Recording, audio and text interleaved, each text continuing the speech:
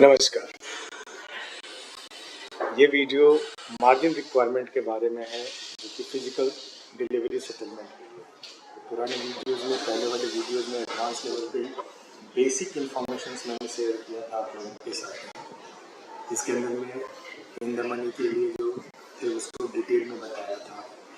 इस वीडियो में मैं आपके साथ में मार्जिन रिक्वायरमेंट क्या रहेगी, किस तरीके से वो चेंज होगा ड्यूरिंग द डेज जब तक वो सेटलमेंट नहीं होगा। और ये वीडियो बनाने का बेसिक पर्पस भी यही है, सिंस सेटलमेंट वीक चल रहा है, डेली बेसिस पे मार्जिन की रिक्वायरमेंट आ रही है, तो ये भी वीडियो आप लोगों के लिए काफ़ी हेल्प करेगा। मैंने पुराने वीडियोज़ में फ़िज़िकल डिलीवरी के बारे में एक्सप्लेन किया हुआ है, उसी को थोड़ा सा और मैं बता देता हूँ ताकि आपके लिए समझने में, इस वीडियो का भी समझने में आसानी हो जाएगी। इंडेक्स के ऊपर में कैश में सेटलमेंट होता है, कैश के साथ ही सेटल कर लिया जाता है। लेकिन स्टॉक्स के अंदर में जिसमें सिर्फ मंथली सेटलमेंट रहता है, मंथली एक्सपायरी होता है, वहाँ पे फिजिकल डिलीवरी का सेटलमेंट लाया गया है। एक्सचेंज के थ्रू या सेबी ने जो ये फिजिकल डिलीवरी वाली चीज़ लेके आए हैं, उसका बेसिक पर्पस था कि मार्केट में वॉलेटिलिटी को कंटेन किया जा सके। क्योंकि सिर्फ कैश सेटलमेंट में क्या हो रहा था कि काफ़ी वॉलेटाइल होता था एक्सचेंज सेटलमेंट के टाइम पे।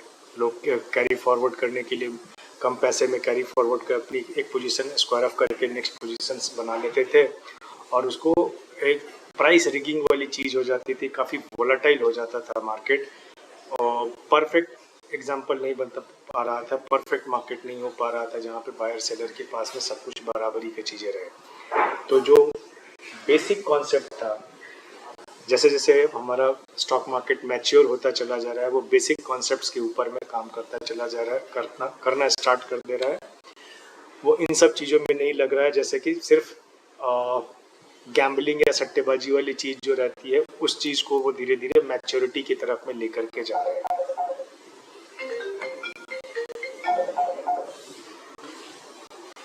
इस वजह से हम इसको लेकर के चल रहे हैं। सॉरी, वो एक फ़ोन आ गया था करके। अभी हम लोग एक चीज़ को देखते हैं कि जो भी फ्यूचर होता है या इन द मनी शॉर्ट पोजीशंस होते हैं, शॉर्ट मतलब जो सेल किया हुआ है कॉल या पुट में, उसमें स्पैन मार्जिन और एक्सपोजर की रिक्वायरमेंट रहती है, हमेशा से रहती है करके। वो धीरे धीरे इंक्रीज करके 40% के कॉन्ट्रैक्ट वैल्यू की रिक्वायरमेंट आ जाती है एक्सपायरी डेट के अंदर में, क्योंकि वहाँ पे आपको डिलीवरी लेनी है देनी है, जो भी जिस तरीके का भी पोजीशन है उसके हिसाब से। ये मतलब फ्यूचर में या शॉर्ट पोजीशन के अंदर में जो भी आप सेलिंग करते हो ऑप्शंस के अंदर में भी, वहाँ पे आपको पता है कि वो मार्जिन की रिक्वायरमेंट रहती है वहाँ पे अपनी पोजीशन बनाने के लिए। तो आप ऑलरेडी वहाँ पे पैसा दे, एक एक्स्ट्रा फंडिंग रहती है वहाँ पे, तो वहाँ पे बहुत ज़्यादा प्रॉब्लम्स नहीं आती हैं।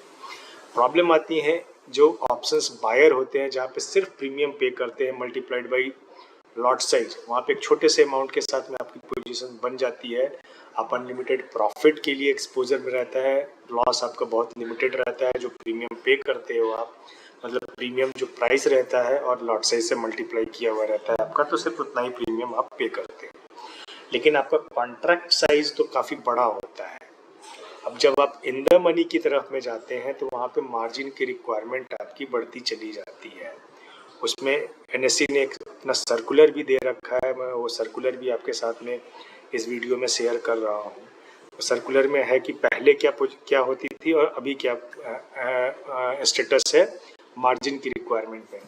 पहले क्या था कि 20% हर रोज के पे आपको इसमें मार्जिन पे करना पड़ता था इन द मनी के केस में, कॉल या पुट कुछ भी रहता है करके। ठीक है, तो 20% चौथे दिन, फिर थर्ड या सेकेंड में, फोर्थ डे का मतलब हो गया कि फ्राइडे।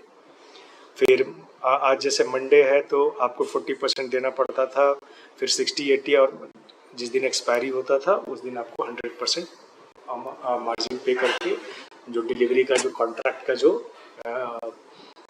रिक्वायरमेंट थी वो फुलफिल करना पड़ता था।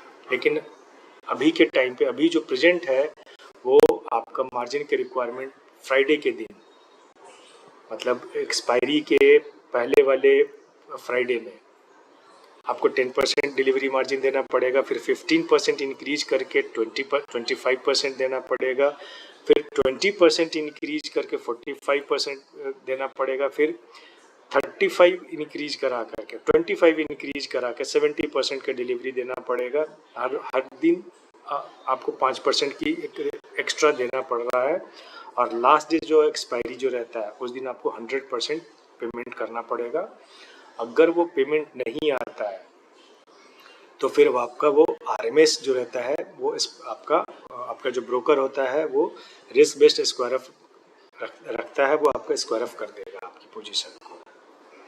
इसके अलावे अगर आपके पास में पोजीशंस रहती भी हैं और आपका ब्रोकर आपका नहीं स्क्वायर ऑफ कर रहा है समहाउ, तो उसमें जो मार्जिन की रिक्वायरमेंट है पूरी नहीं हो पा रही है, तो मार्जिन शॉर्टफॉल पेनल्टी भी लगाता है। आज के डेट में मार्जिन शॉर्टफॉल के पेनल्टी भी आ चुका है एक्सचेंज की तरफ से। ये जितना आप प्रॉफिट जो आप पोजीशंस लेकर के प्ले करने की कोशिश कर रहे हो, ब्रोकर आपकी पोजीशंस ले जाने दे रहा है, सिंस आपके पास में हेज पोजीशन से स्क्वायर ऑफ करते हो और दूसरी पोजीशंस बना लेते हो करके, तो उस समय में वो ब्रोकर को भी नहीं पता चलता है, वो सिस्टम के थ्रू आपकी पोजीशंस को जाने देता है। लेकिन एक्सचेंज को ये चीज़ मालूम दिख जाता है तो वो मार्जिन शॉर्टेज का पेनल्टी भी लगाता है। वो T+5 डेज का टाइम लगता है उसके अंदर में।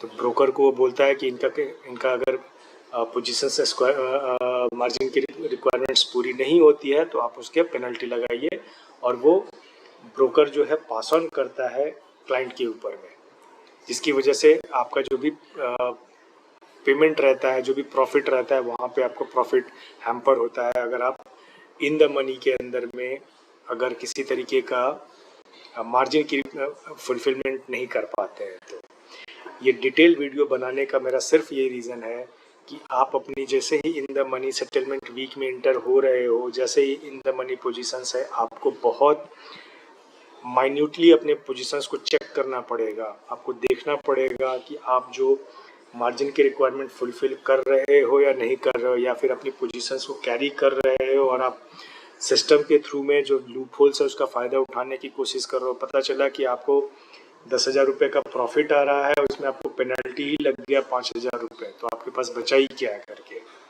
तो अननेसेसरी के पेनल्टीज पे करने से अच्छा है कि अपनी पोजीशन उस तरीके से मैनेज कीजिए आप। इस मंथ का पोजीशन से ये मेरा सजेशन है, मैं ये कोई स्ट्रेटेजी नहीं शेयर कर रहा हूँ। अगर आपको लगता है कि आपकी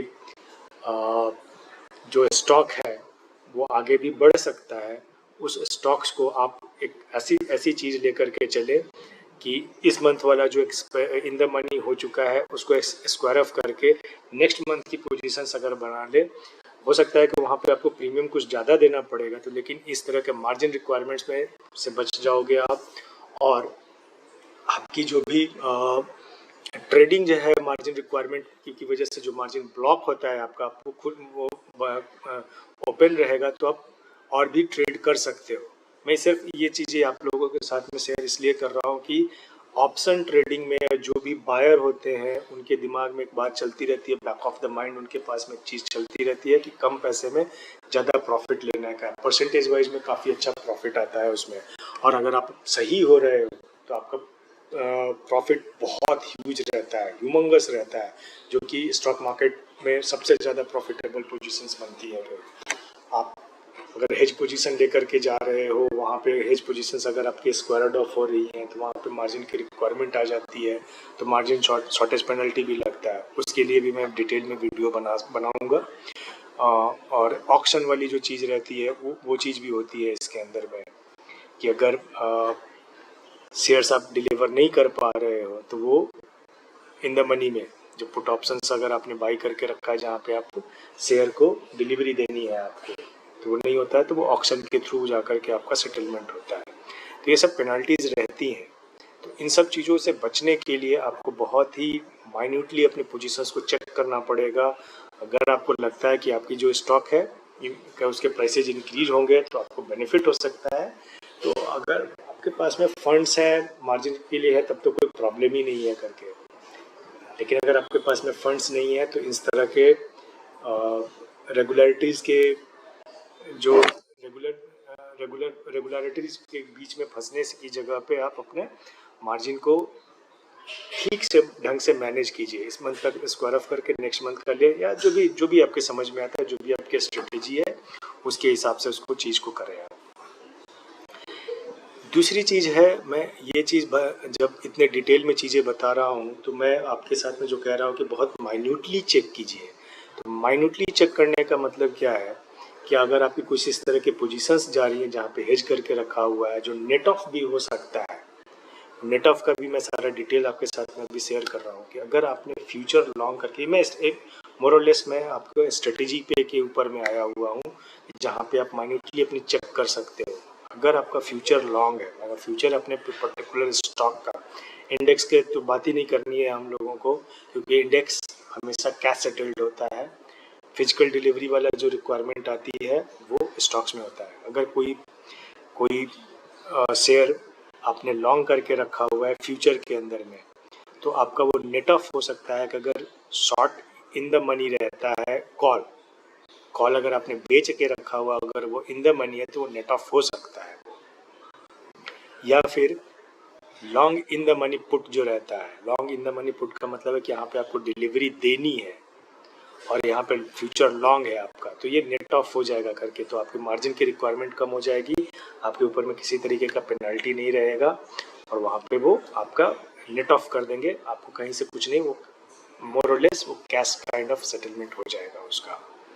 शॉर्ट कॉल का मतलब, short in the money call का मतलब कि यहाँ पे भी आपको डिलीवरी देनी है। अभी यहाँ पे देखो मार्जिन की रिक्वायरमेंट यहाँ पे ज़्यादा हो जाएगी, यहाँ पे मार्जिन आपका हेज पोजीशन है, मार्जिन थोड़ी सी कम हो जाएगी, लेकिन यहाँ पे मार्जिन अगर आप पोजीशंस बना के रखा हुआ है आपने, तो ये हेज पोजीशन है, तो यहाँ पे आपको बहुत माइन्यूटली चेक करना पड़ेगा कि कौन सी पोजीशन आप स्क्वायर ऑफ कर रहे हैं और कौन सी आप लेके जा रहे हो। वहीं पे फिर आप देखो कि अगर शॉर्ट पोजीशन सेल करके रखा है फ्यूचर आपने किसी स्टॉक का, और आप अपना इन द मनी कॉल जो है बाई करके, कॉल जो है आपका इन द मनी हो चुका है, कॉल बाई करके रखा हुआ है, तो ये फिर आपका नेट हो सकता है। नेट मतलब आपको यहाँ पे कुछ करने की ज़रूरत नहीं पड़ सकती है। यहाँ पे जो, जहाँ पे आपको फ्यूचर की डिलीवरी देनी है और यहाँ पे फ्यूचर की डिलीवरी आपको लेनी है, कॉल ऑप्शन में डिलीवरी लेनी है, इन द मनी की बात कर रहे हैं, तो यहाँ पे नेट ऑफ हो सकता है। Same short in the money put, short in the money put का मतलब होता है कि आपको यहाँ पे बाई करना पड़ेगा। सेल कर रखा है ना, प्राइस ऊपर जाएगा तभी आपका प्रॉफिट आएगा करके, सेल करके रखना है तो आपको बाई करना पड़ेगा। और यहाँ पे फ्यूचर शॉर्ट है, यहाँ पे से उसको इनको डिलीवरी देनी पड़ेगी और वहाँ पे delivery short in the money put में डिलीवरी लेनी पड़ेगी, तो ये नेट ऑफ हो सकता है। इसी तरीके से अगर आपका कॉल इन द मनी में आ चुका है और वो अपने बाई करके रखा हुआ है, सेम इसका ऊपर वाली पोजीशन आप देख सकते हो कि अगर आप यहाँ पे बायर हो और इन द मनी हो गया है, जहाँ पे आपको पैसे देकर के शेयर्स खरीदने हैं, वहाँ पे अगर आपका किसी दूसरे स्ट्राइक प्राइस का short in the money call है, यहाँ पे लॉन्ग है और दूसरे का शॉर्ट किया हुआ है, सेल किया हुआ है और वो भी इन द मनी आ चुका है, दोनों स्ट्राइक प्राइस आपके इन द मनी आ चुके हैं, तो वहाँ पे फिर आपको वो स्ट्रेटेजी देखनी पड़ेगी कि मुझे किस तरीके से आगे लेकर के बढ़ना है। तो यहाँ पे फिर वो नेट ऑफ हो जाएगा, आपको न डिलीवरी लेनी पड़ेगी न डिलीवरी छोड़नी पड़ेगी। Long in the money put, long in the money का पुट का मतलब कि आपने प्रीमियम पे किया है, आपने बाई किया है, जहाँ पे शेयर सेल करना है आपको। यहाँ पे long in the money call जो है, इसका मतलब क्या है कि आपने यहाँ पे बाई करना है, फिजिकल डिलीवरी लेनी है, और यहाँ पे जो long in the money put है, यहाँ पे फिजिकल डिलीवरी उनको देनी पड़ रही है। दोनों मोर और लेस, दोनों लॉन्ग पुट और शॉर्ट कॉल दोनों की पोजीशन एक जैसी होती है, सिर्फ रिस्क वाली जो चीज़ रहती है वो डिफरेंट रहता है। इन द बाई पुट के अंदर में रिस्क अनलिमिटेड रहता, रिस्क लिमिटेड रहता है और प्रॉफिट अनलिमिटेड होता है जिस समय आप पोजीशन बनाते हैं। यहाँ पे short in the money call पे मतलब जब आपने कॉल सेल किया हुआ है, इसका मतलब है कि आपका प्रॉफिट जो है बहुत लिमिटेड है, जो प्रीमियम जो पे किया आ रहा है वही आएगा आपका, या फिर और आपके पास में अनलिमिटेड लॉस के लिए रहता है, आप एक्सपोज रहते हो। बेसिक की बात कर रहा हूँ। इसी तरीके से ये सारी चीज़ें आपको नेट ऑफ होने वाली चीज़ें रहती हैं। तो ये सारी चीज़ें आप तीन काफ़ी डिटेल में मैंने बता दिया है, तो इन्हीं का बस केवल रिवर्स वाली पोजीशंस बनी हुई हैं करके।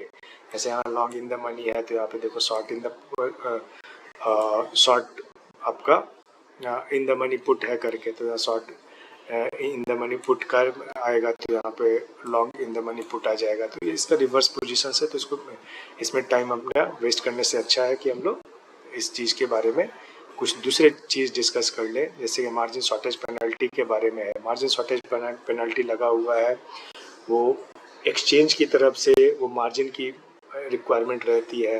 डिलीवरी के ट्रेड में भी अगर आप करते हो वहाँ पे भी वो आपका दिन में दो या 3 बार वो चेक करते हैं, ब्रदर 4 बार भी चेक कर सकते हैं कि क्लाइंट का मार्जिन है कि नहीं है, या फिर उसके पास में सेल्स डिलीवरी है कि नहीं है, वो आप देखते हैं।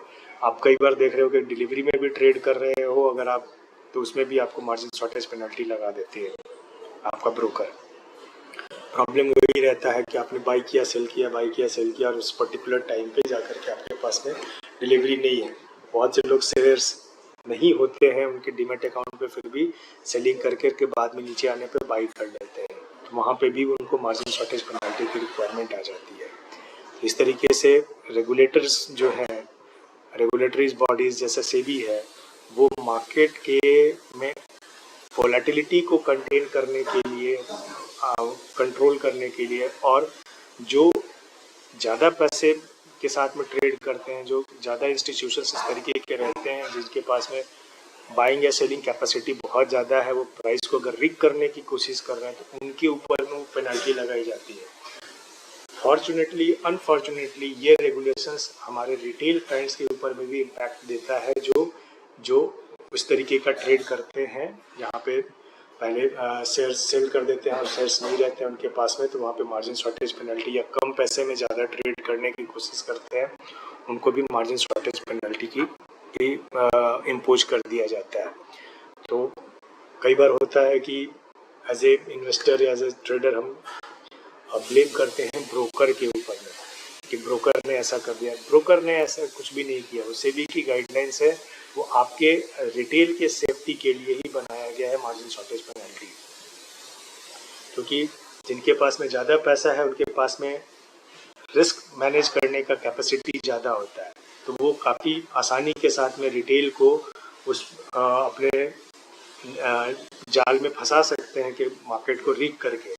लेकिन अगर वो ऐसे करते हुए पकड़े जाते हैं तो मार्जिन शॉर्टेज पेनल्टी लगता है, और वो काफ़ी हेवी पेनल्टी होता है, और मंथ में 5 टाइम्स लग गया तो उनके ट्रेडिंग भी बंद कर देने की चीज़ें रहती है। इसलिए रिटेल एज ए रिटेल आपके पास में प्रॉपर इन्फॉर्मेशन, प्रॉपर नॉलेज रहेगा तो इस मार्केट के साथ में आप बहुत अच्छा पैसा बना सकते हैं। आपको अपने ब्रोकर के ऊपर में, रादर ब्रोकर तो छोड़ दीजिए, आप अपने रेगुलेटर्स के ऊपर में, जो सेबी हो गया है या एक्सचेंज हो गया या फिर आरबीआई हो गए, उनके ऊपर में ट्रस्ट कीजिए कि जो कुछ भी वो आपके साथ में रेगुलेशंस बना रहे हैं वो आपके बेनिफिट के लिए है। लेकिन मार्केट में लिक्विडिटी बनाए रखने के लिए बड़े पैसे का होना भी रिक्वायर्ड है। जब तक वो आएंगे नहीं बड़े पैसे लेकर के, तो आप ट्रेड किसके साथ करेंगे? तो वो भी रिक्वायरमेंट है उनके, बट उनको कंटेन करने के लिए, उनको रोकने के लिए एक्सचेंज ने, ब्रोकर्स के का भी कंसेंट रहता है, उसके अंदर में सेबी का कंसेंट रहता है, एज ए रेगुलेटर आरबीआई का भी कंसेंट रहता है। वो इस तरह के रेगुलेशंस बनाते हैं जिससे कि हमारा रिटेल इन्वेस्टर्स जो है वो सेफ रहे इन सब चीज़ों के लिए। आज की वीडियो में इतना ही। Thank you.